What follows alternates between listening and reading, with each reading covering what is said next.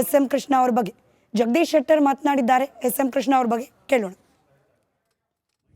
ಮಾಜಿ ಮುಖ್ಯಮಂತ್ರಿಗಳಂತ ಮಾನ್ಯ S M Krishna ಅವರು ನಮ್ಮನ್ನು ಅಗಲಿದ್ದು ಭಾಳ ದೊಡ್ಡ ಒಂದು ಆಘಾತವನ್ನು ನಮ್ಮೆಲ್ಲರಿಗೂ ತಂದಿದೆ. ಅವನು ಭಾಳ ಹತ್ತಿರದಿಂದ ನಾನು ನೋಡಿದ್ದೀನಿ. ಎಸ್ ಎಂ ಕೃಷ್ಣ ಅವರು ಮುಖ್ಯಮಂತ್ರಿಯಾಗಿ ಕೆಲಸ ಮಾಡುವಂಥ ಸಂದರ್ಭದಲ್ಲಿ ನಾನು ಪ್ರತಿಪಕ್ಷದ ನಾಯಕನಾಗಿ ಕೆಲಸ ಮಾಡ್ತಾಯಿದ್ದೆ.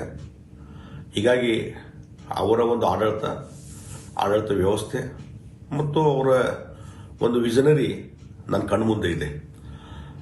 ಸಾಕಷ್ಟು ವಿಚಾರಗಳಲ್ಲಿ ಅವ್ರ ಸರ್ಕಾರವನ್ನು ಟೀಕೆ ಮಾಡ್ತಾಯಿದ್ರು ಸಹಿತ ಎಲ್ಲ ಹಂತದಲ್ಲಿ ಭಾಳ ತಾಳ್ಮೆಯಿಂದ ಇವತ್ತೇನು ನಾವು ನೋಡ್ತಾ ಇದ್ದಲ್ಲ, ಇವತ್ತು ಪಾರ್ಲಿಮೆಂಟ್ ಇರ್ಬೋದು, ಅಸೆಂಬ್ಲಿ ಇರ್ಬೋದು, ಭಾಳ ಗೊಂದಲದಲ್ಲಿ ನಡೀತಾ ಇದ್ದಾವೆ. ಸರಿಯಾಗಿ ಡಿಬೇಟುಗಳು ಆಗ್ತಾ ಇಲ್ಲ, ಚರ್ಚೆಗಳು ಅವಕಾಶ ಇಲ್ಲ. ಆದರೆ ಆ ಸಂದರ್ಭದಲ್ಲಿ ಅವರು ಮುಖ್ಯಮಂತ್ರಿ ಇದ್ದಂಥ ಸಂದರ್ಭದಲ್ಲಿ ನಾನು ಪ್ರತಿಪಕ್ಷ ನಾಯಕನಿದ್ದಾಗ ಸಾಕಷ್ಟು ಹೋರಾಟ ನಾವೆಲ್ಲ ಮಾಡಿದಾಗೂ ಸಹಿತ ಯಾವುದೇ ವಿಚಾರಗಳನ್ನು ಡಿಬೇಟ್ ಮಾಡಲಿಕ್ಕೆ ಅವಕಾಶ ಕೊಡ್ತಿದ್ರು. ಒಳ್ಳೆ ರೀತಿಯಿಂದ ಪರಿಣಾಮಕಾರಿಯಂಥ ಡಿಬೇಟ್ಗಳು ನಡೀತಾ ಇದ್ವು. ಅದಕ್ಕೆ ಭಾಳ ತಾಳ್ಮೆಯಿಂದ ಉತ್ತರ ಕೊಡ್ತಿದ್ರು. ಮತ್ತು ಇನ್ನೊಂದು ನಾನು ವಿಶೇಷವಾಗಿ ಎಸ್ ಎಂ ಕೃಷ್ಣ ಅವರಲ್ಲಿ ನೋಡಿದ್ದಂತಂದರೆ ಒಂದು ಆಡಳಿತ ಸುಧಾರಣಾ ಒಂದು ರೀತಿಯಲ್ಲಿ ಭಾಳ ಉತ್ತಮವಾಗಿ ಆಡಳಿತ ನಿರ್ವಹಣೆ ಮಾಡಿ ಆಡಳಿತ ವ್ಯವಸ್ಥೆಯಲ್ಲಿ ಸುಧಾರಣೆ ತರುವಂಥ ಕೆಲಸ ಮಾಡಿದರು. ಮತ್ತು ಅದರಲ್ಲಿ ಭಾಳ ಪ್ರಮುಖವಾಗಿ ಅವರು ಹಣಕಾಸು ಸಚಿವರಾಗಿ ಕೆಲಸ ಮಾಡಿದ್ದಾರೆ.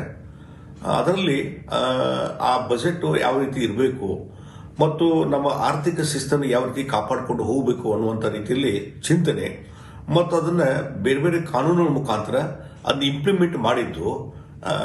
ಬಜೆಟ್ನ ಇತಿಮಿತಿ ಎಷ್ಟು ಇದರಲ್ಲಿ ಖರ್ಚು ಮಾಡಬೇಕು, ಎಷ್ಟು ನಮ್ಮ ಬಜೆಟ್ ಲಿಮಿಟ್ ಇರಬೇಕು, ಅದರ ಖರ್ಚು ವೆಚ್ಚ ಎಷ್ಟು, ಇದನ್ನೇ ಒಂದು ರೀತಿ ಕಾನೂನುಬದ್ಧತೆ ಮತ್ತು ಶಿಸ್ತನ್ನು ತರುವಂಥ ಕೆಲಸ ಬಹುಶಃ ಯಾರ್ದಾರ ಕಾಲದಲ್ಲಿ ಮಾಡಿದರೆ ಅದು ಎಸ್ ಎಂ ಕೃಷ್ಣ ಅವ್ರ ಕಾಲದಲ್ಲಿ.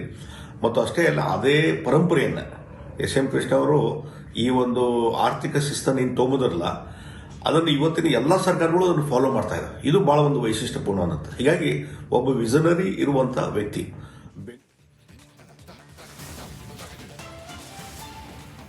ಮಾಜಿ ಸಿಎಂ ಎಸ್ ಎಂ ಕೃಷ್ಣ ನಿಧನದ ಹಿನ್ನೆಲೆ ಕಾಂಗ್ರೆಸ್ ಶಾಸಕಾಂಗ ಸಭೆ ಔತಣಕೂಟವನ್ನು ಮುಂದೂಡಲಾಗಿದೆ. ನೋಡಿ, ಇದು ಒಂದು ವಿಶೇಷತೆ. ನಿಜವಾಗಲೂ ಈಗ ಎಸ್ ಎಂ ಕೃಷ್ಣ ಇರುವಂಥದ್ದು BJPಯಲ್ಲಿ. ಆದರೆ ಕಾಂಗ್ರೆಸ್ ಅವರನ್ನು ಈಗಲೂ ಕೂಡ ತಮ್ಮ ಪಕ್ಷದ ನಾಯಕ ಅಂತಲೇ ಗುರುತಿಸ್ಕೊಳ್ತಾ ಇದೆ. ಯಾಕಂದರೆ ನೀವು ಯಾರನ್ನೇ ಬೇಕಿದ್ರೆ ನೋಡಿ, ಒಬ್ಬ ಜೆಂಟ್ಲ್ಮನ್, ಸ್ಟೇಟ್ಸ್ಮನ್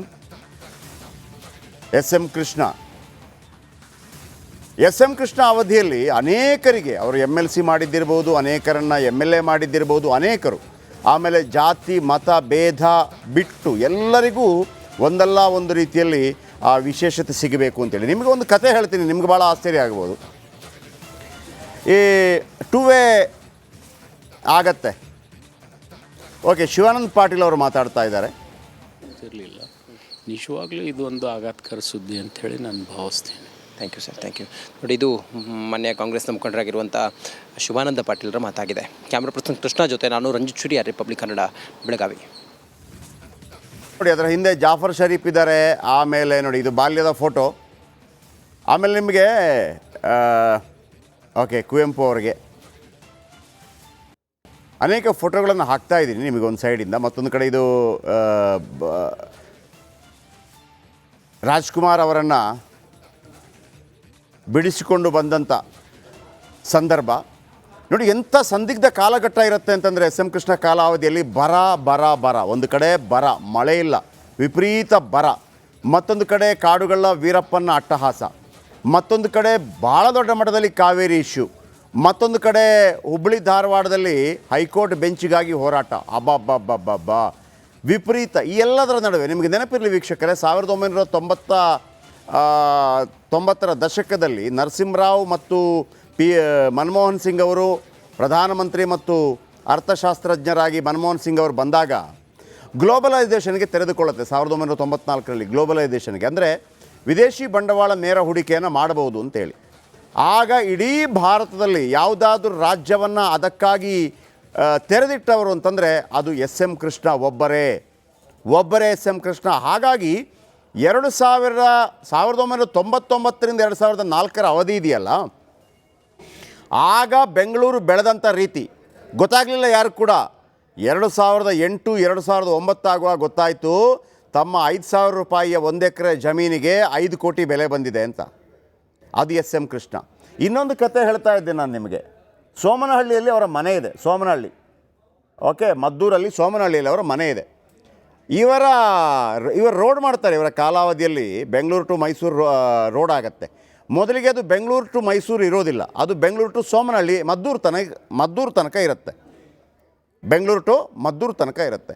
ಆಮೇಲೆ ಯಾರೋ ಹೇಳ್ತಾರಂತೆ, ಇಲ್ಲ ಎಸ್ ಎಂ ಕೃಷ್ಣ ಅವರೇ, ನೀವು ಈ ಥರ ರೋಡ್ ಮಾಡಿದರೆ ನಿಮ್ಮ ಮನೆಗೆ ಮಾಡಿಸ್ಕೊಂಡ್ರಿ ಅಂತ ಹೇಳ್ತಾರೆ, ಮೈಸೂರು ತನಕ ಮಾಡಿ ಅಂತ ಹೇಳಿದಾಗ ಅದು ಮೈಸೂರು ತನಕ ಮುಂದುವರಿಯುತ್ತೆ.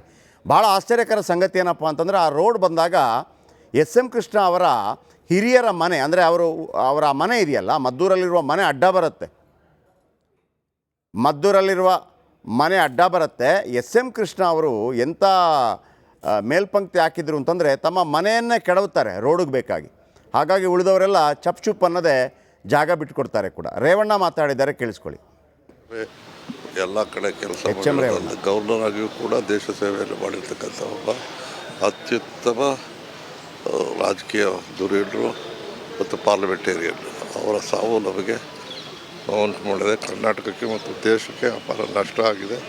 ಅವರ ನೋವನ್ನು ಬಿಡಿಸುವಂಥ ಧೈರ್ಯವನ್ನು ಅವರ ಕುಟುಂಬಕ್ಕೆ ಕೊಡಲಿ ಮತ್ತು ಚಿರಶಾಂತಿ ಸಿಗಲಿ ಅಂತ ಹಾರೈಸ್ತೇನೆ.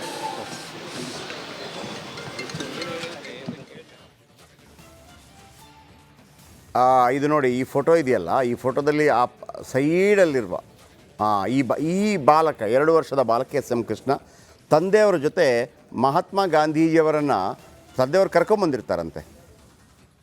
ಅವರನ್ನು ಕರ್ಕೊಂಬಂದಿರ್ತಾರೆ ಮಹಾತ್ಮ ಗಾಂಧೀಜಿಯವರನ್ನು ಭೇಟಿ ಮಾಡಿಸೋದಕ್ಕೆ. ಆ ಪುಟ್ಟ ಮಗು, ಟೋಪಿ ಹಾಕದ ಮಗು ಅಲ್ಲ, ಆ ಪುಟ್ಟ ಮಗು ಸೋಮನಹಳ್ಳಿ ಮಲ್ಲಯ್ಯ, ಎಸ್ ಎಂ ಕೃಷ್ಣ ಸೋಮನಹಳ್ಳಿ ಮಲ್ಲಯ್ಯ. ಅವರ ತಂದೆಗೂ ಕೂಡ ಅವರದೇ ಆದಂಥ ಒಂದು ವಿಶೇಷತೆ ಇದೆ.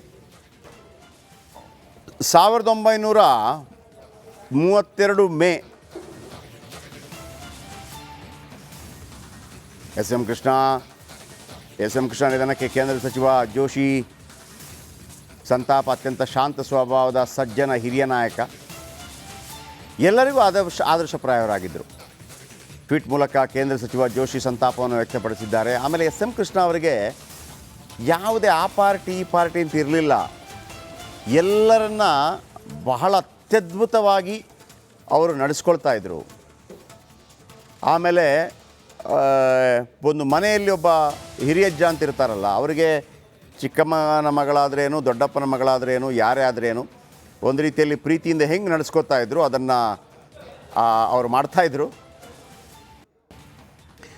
ನೋಡಿ, ಎಸ್ ಎಂ ಕೃಷ್ಣ 1962ರಲ್ಲಿ ಸೋಷಲಿಸ್ಟ್ ಪಾರ್ಟಿಯಿಂದ ಅಲ್ಲಿ ಸ್ಪರ್ಧೆ ಮಾಡ್ತಾರೆ ಮದ್ದೂರಿನಿಂದ. 1962 ಈ 1962ನೇ ಇಸವಿ ಇದೆಯಲ್ಲ, ದೇವೇಗೌಡರು ಕೂಡ ವಿಧಾನಸೌಧಕ್ಕೆ ಬಂದ ಫಸ್ಟ್ ಟೈಮ್ ಅದು. ದೇವೇಗೌಡರು ಮತ್ತು ಇವರಿಗೆ 6 ತಿಂಗಳ ಹಿರಿಯರು. ಎಸ್ ಎಂ ಕೃಷ್ಣ 6 ತಿಂಗಳ ಹಿರಿಯರು.